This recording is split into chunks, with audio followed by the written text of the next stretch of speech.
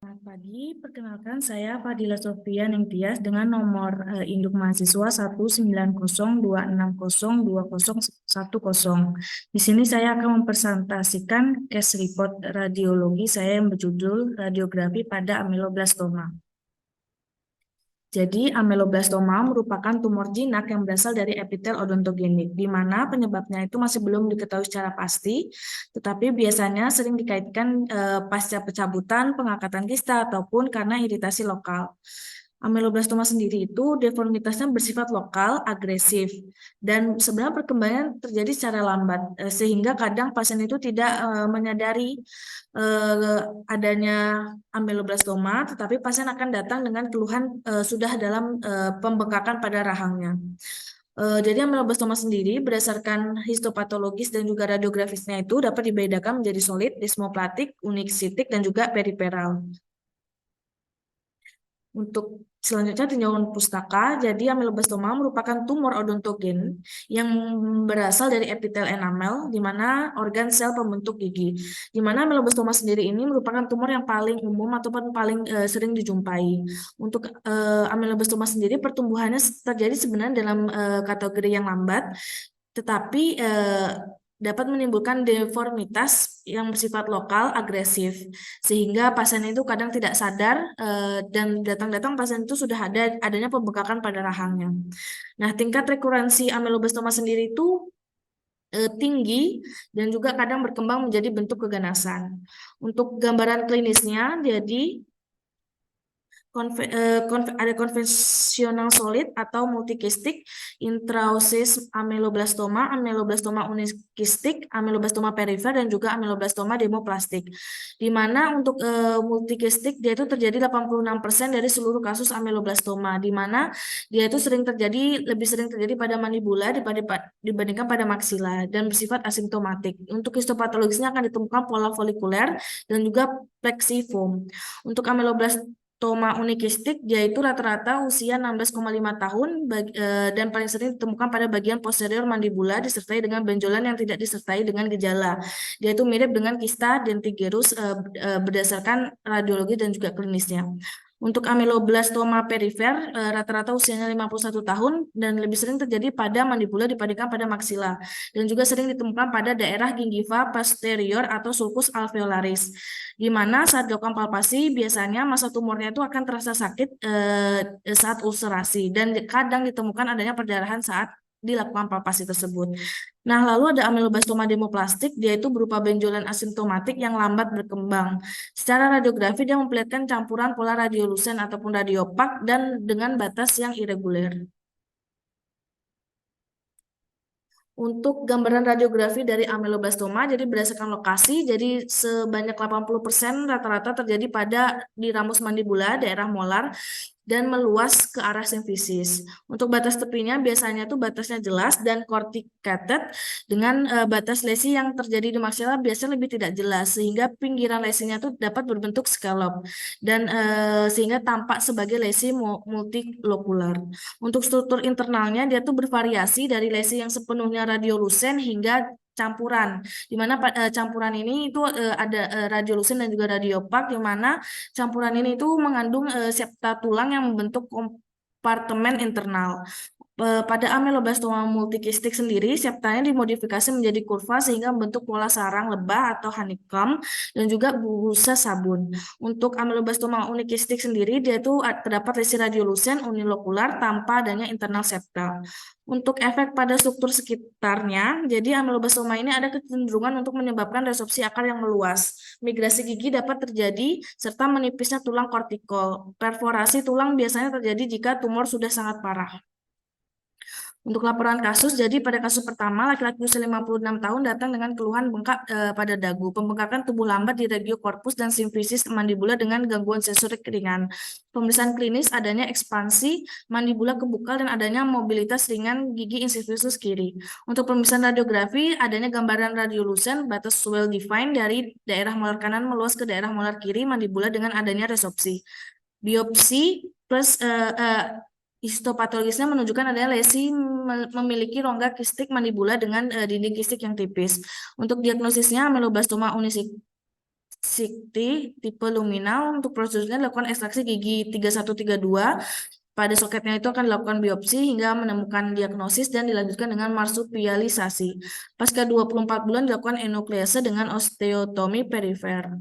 Untuk kasus kedua, laki-laki usia 21 tahun datang dengan bengkak pada area gigi depan kiri atas dengan ukuran yang meningkat 6 hingga 7 bulan terakhir. Riwayatnya adanya pembengkakan pada labial kiri sejak kecil dan pasien merasakan adanya pembengkakan pada area tersebut meningkat 6 hingga 7 bulan terakhir. Untuk palpasi terdapat konsistensi bengkaknya itu seperti tulang ataupun keras yang tidak nyeri ataupun tidak ada nyeri tekan. Diagnosis sementara itu tumor odontogenik adenoid. Saat dilakukan radiografi panoramik ditemukan ada lesi radiolucent radiopak diffuse ill defined mixing menyebar memanjang dari permukaan mesial gigi 32 hingga mesial gigi 34 dengan perkiraan ukuran 2 kali 3. Pemeriksaan histopatologis dengan menggunakan stent H dan E, adanya pulau-pulau epitel yang tidak teratur pada yang padat. Pulau-pulau terdiri sel kuboid perifer dengan sel spindle central tersusun dalam pola melingkar. Untuk kasus ketiga, laki-laki usia 40 tahun dirawat di Departemen Bedah Mulut dan Malufacial dengan keluhan bengkak pada mandibula kanan sejak 6 bulan yang lalu. Rasa sakit dan sulit buka mulut. Riwayat 3 bulan lalu melakukan pembedahan. Berdasarkan histologisnya, diagnosisnya itu ameloblastoma multikistik. Radiografisnya menunjukkan massa multikistik yang besar pada mandibula kanan yang dimulai pada regio gigi 42 hingga angulus mandibula, daerah kondilus tidak terpengaruh. Untuk perawatannya sendiri, itu biopsi dilakukan untuk mendapatkan diagnosis, selanjutnya dilakukan enuklease dan juga deflasi dan pemasangan obturator.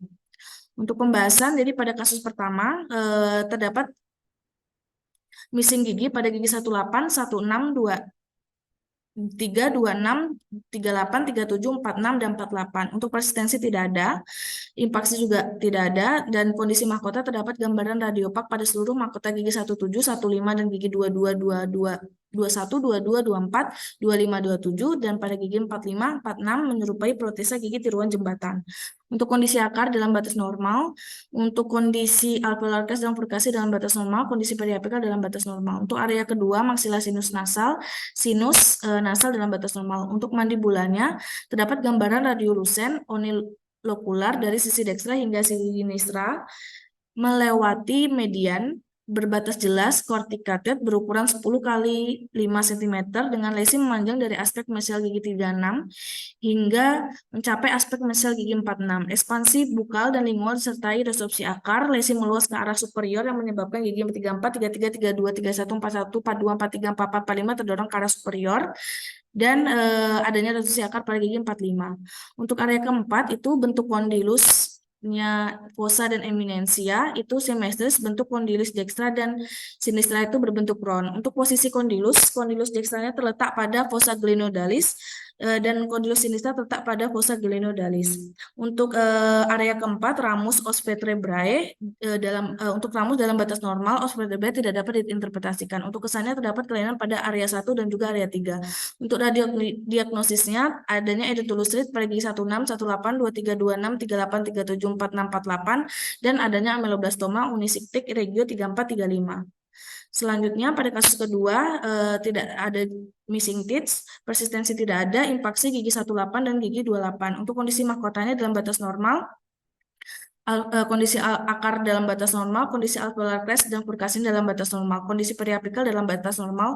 Untuk area kedua, maksila sinus nasal terdapat gambaran campuran radiolucent radiopak dari sisi sinistra berbatas jelas, diffuse corticated berukuran 2 kali 3 cm, lesi memanjang dari aspek gigi 22 hingga mesial gigi 24, lesi meluas ke arah inferior yang menyebabkan divergensi akar pada gigi 22 dan 23. Untuk area ketiga mandibula dalam batas normal dan pada area keempat bentuk kondilus fossa eminensi dia itu asimetris, kondilus sinistra lebih inferior dari kondilus dekstra, bentuk kondilus dekstra dan sinistra itu berbentuk ron.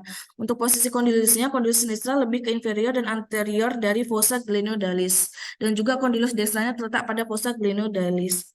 Untuk area 5, ramus os vertebrae, untuk ramusnya itu dalam batas normal, os vertebrae tidak dapat diinterpretasikan, dan untuk kesannya terdapat kelainan pada area 1 dan area 2.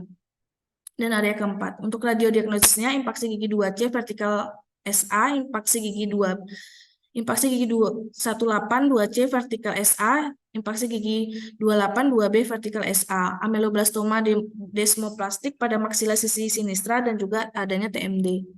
Untuk kasus ketiga, di mana tidak ada missing teeth, persistensi tidak ada, impaksi 182838848, kondisi mahkota dalam batas normal, kondisi akar terdapat dilaserasi pada sepertiga apikal akar mengarah ke mesial pada gigi 25. Alveolar crest dan furkasi dalam batas normal, periapikal dalam batas normal. Untuk area kedua, maksilar, sinus nasal dalam batas normal.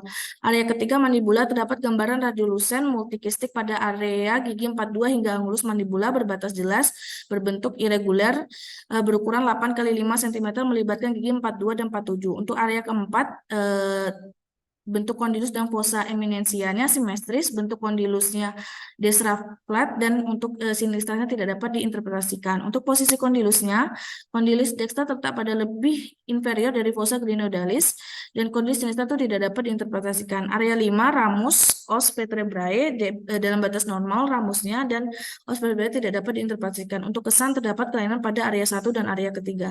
Untuk radiodiagnosisnya ada impaksi gigi 182A distoangular SA, impaksi gigi 2B 282B distoangular SA, impaksi gigi 38 2A horizontal, impaksi gigi 48 2B horizontal, dan ameloblastoma multikistik pada mandibula regio dextra. Untuk diagnosis banding dari ameloblastoma, ada kista dentigerus di mana lokasinya itu biasanya pada mahkota gigi yang tidak erupsi. Untuk batas tepinya, korteks berbatas jelas dengan adanya garis melengkung. Untuk struktur internal dari kista dentigerus itu uniformly radiolucent, dan efek pada struktur sekitarnya memiliki kecenderungan untuk menggeser dan meresorpsi gigi yang berdekatan atau berkaitan, sehingga terkadang menyebabkan adanya asimetris wajah. Untuk yang kedua, diagnosis banding kedua itu ada ameloblastik fibroma, di mana lokasinya biasa di dekat lateral mandibula dan antara akar molar dan premolar. Untuk batas tepinya berbatas jelas, well defined, terkortikasi atau batas sklerotik. Untuk struktur internalnya biasanya unilokular, benar-benar radiolucent, dan dapat juga multilokular dengan septa di dalamnya.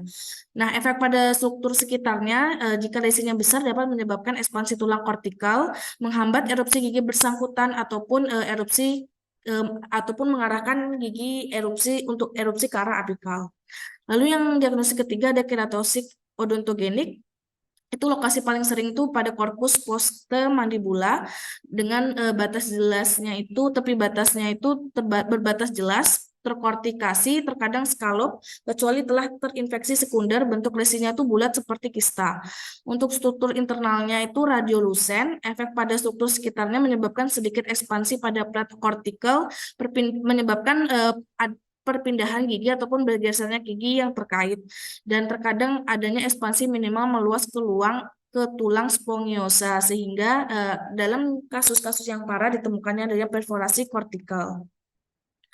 Untuk kesimpulannya, jadi ameloblastoma adalah tumor odontogenik epitel yang paling sering terjadi pada rahang, di mana lesi pertumbuhannya itu lambat, bersifat lokal dan destruktif, sehingga seringkali tidak disadari oleh pasien, hingga pasien datang dengan keluhan yang adanya pembengkakan pada rahang.